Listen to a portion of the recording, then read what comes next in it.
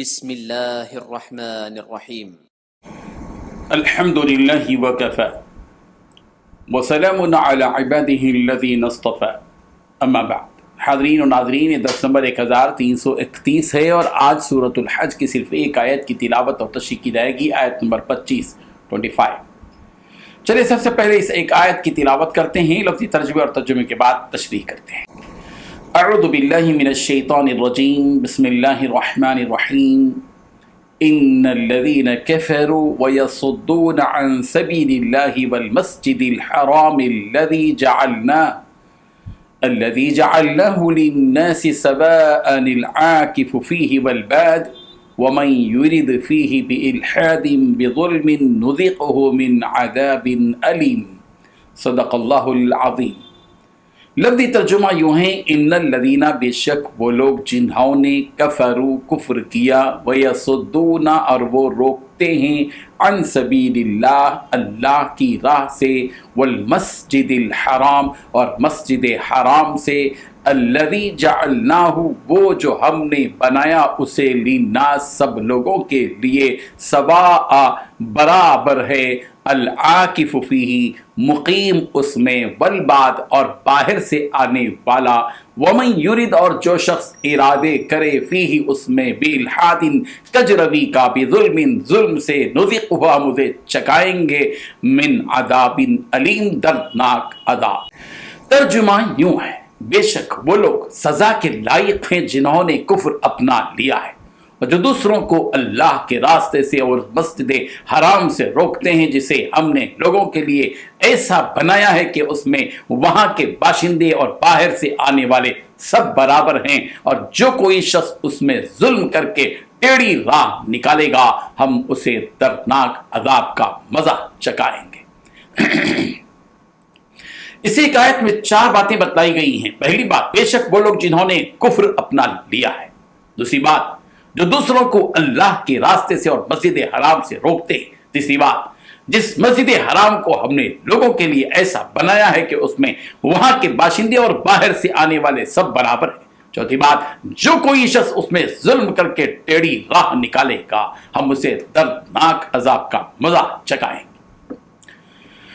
بزرگان محترم، کفر کرنا یعنی ایک اللہ کا انکار کرنا اور لوگوں کو اللہ کے راستے سے روکنا، یہ وہ بھاری جرم ہے جس کی سزا رب ذوالجلال کے ہاں کڑی اور سخت ہے۔ قرآن مجید میں کفر کے ساتھ اللہ کے راستے سے روکنے اور مسجد حرام سے روکنے سے متعلق وعیدیں متعدد بار بیان کی گئی ہیں۔ سورۃ البقرہ کی آیت نمبر 217 میں ہے، یسألونک عن الشہر الحرام، پوری آیت مکمل ہے۔ اور سورۃ النساء کی آیت نمبر 166 میں کہا گیا، ان الذین کفروا وصدوا عن سبیل اللہ قد ضلوا ضلالا بعیدا، جن لوگوں نے کفر کیا اور اللہ کی راہ سے اوروں کو روکا، وہ یقیناً گمراہی میں دور نکل گئے۔ معلوم یہ ہوا کہ کفر کرنا اور اللہ کی راہ سے لوگوں کو روکنا، یہ گمراہی کے دلدل میں پھنس جانا ہے، بڑی دور کی گمراہی میں پھنس جاتا ہے وہ شخص۔ سورۃ النحل کی آیت نمبر 88 میں کہا گیا، الذین کفروا وصدوا عن سبیل اللہ زدناہم عذابا فوق العذاب بما كانوا يفسدون، بما كانوا يفسدون، جنہوں نے کفر کیا اور اللہ کی راہ سے روکا، ہم انہیں عذاب پر عذاب بڑھاتے جائیں گے۔ یہ بدلہ ہوگا ان کی فتنہ پردازیوں کا۔ سورہ محمد کی آیت نمبر 1 میں کہا گیا، الذین کفروا وصدوا عن سبیل اللہ اضل اعمال، جن لوگوں نے کفر کیا اور اللہ کی راہ سے روکا، اللہ نے ان کے اعمال کو برباد کر دی، اضل اعمالهم۔ سورہ محمد کی آیت نمبر 34 میں کہا گیا، ان الذین کفروا وصدوا عن سبیل اللہ ثم ماتوا وهم کفار فلن یغفر اللہ لهم، جن لوگوں نے کفر کیا اور اللہ کی راہ سے اوروں کو روکا، پھر کفر کی ہی حالت میں مر گئے، یقین کر لو کہ اللہ انہیں ہرگز نہیں بخشے گا۔ ان آیات سے کفر اور اللہ کی راہ سے لوگوں کو روکنے کا انجام، اس کی سزا کا ہمیں پورا علم ہوا۔ اس لیے خود بھی کفر سے بچیں اور لوگوں کو اللہ کی راہ سے روکنے سے مکمل اجتناب پرہیز کریں۔ یہ بہت بڑا جرم ہے اللہ کے نزدیک کہ آدمی دوسروں کو اس کے راستے سے روکے۔ اس سے یہ بھی معلوم ہوا کہ ہر خیر کے کام میں آدمی کو مددگار بننا چاہیے اور نیکی کے کاموں میں رکاوٹ نہیں بننا چاہیے۔ اس آیت میں مسجد حرام کی یہ صفت بیان کی گئی کہ الذی جعلناہ للناس، کہ جس مسجد حرام کو ہم نے سب لوگوں کے لیے مقرر کیا ہے۔ مسجد حرام صرف اہل مکہ کے مخصوص افراد کے لیے نہیں بنائی گئی ہے، جس طرح قرآن مجید میں قرآن مجید ساری انسانیت کے لیے ہے، اور رسول عربی صلی اللہ علیہ وسلم ساری انسانیت کے لیے ہی، اسی طرح مسجد حرام بھی دنیا جہاں کے سارے لوگوں کے لیے۔ مکہ مکرمہ کے رہنے والے اور دور دراز کے علاقوں سے جو باہر رہتے ہیں، مکے سے باہر کے رہنے والوں کے لیے اور باہر سے آنے والوں کے لیے، سب کے لیے کعبۃ اللہ برابر ہے۔ مفسرین نے یہ بھی لکھا ہے کہ مسجد حرام سے پورا مکہ مکرمہ مراد ہے، اس لیے کہ جب لوگ دنیا کے مختلف علاقوں سے مکہ مکرمہ آئیں گے تو ان کے دن رات گزارنے اور کھانے پینے کے لیے جگہ کی ضرورت ہوگی۔ اس لیے یہ معلوم ہوا کہ مکے والوں کے لیے جائز نہیں کہ باہر سے آنے والوں کو مکہ مکرمہ یا مسجد حرام میں آنے سے روکے، اور جو بھی لوگوں کو مسجد حرام سے روکے گا وہ عذاب کا مستحق ہوگا۔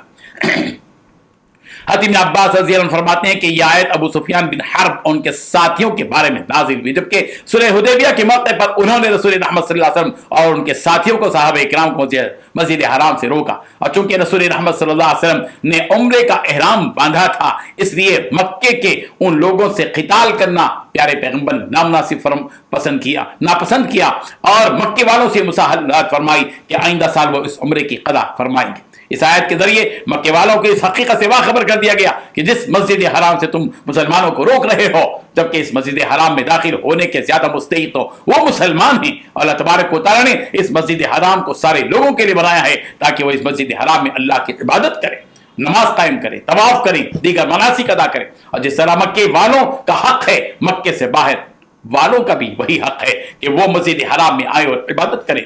پھر وعید واضح انداز میں بیان کر دی گئی کہ جو کوئی اس میں ظلم کرے گا، کوئی بے دینی کا کام کرے گا، ارادہ کرے گا، ہم اسے سخت سے سخت عذاب کا مزہ چکھائیں گے۔